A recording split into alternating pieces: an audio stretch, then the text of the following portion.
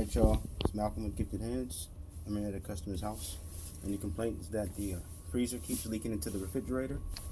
So here we have a Whirlpool refrigerator, top mount freezer, bottom mount fridge.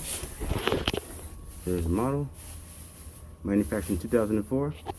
So I've already checked the drip tray on the refrigerator and it's dry. So that means that water's not getting down to it. So what's happening is the drain is frozen over, and it's frozen over the air vents in the freezer, and it's not allowing any air down to the fridge. So guys, if you have this problem, you have to remove this back panel back here, check that drain, and if it keeps happening, if the customer calls you back and tells you that it happens again, you need to check the condenser coils. And they're not in the back, they're in the front of this fridge. They're located down here at the bottom. So if everybody can see that.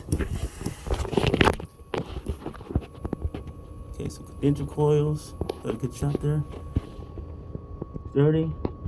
It's not allowing passive airflow. So that heat that's supposed to dissipate here is going up to the evaporator in the freezer. Thanks guys. See you on the next one.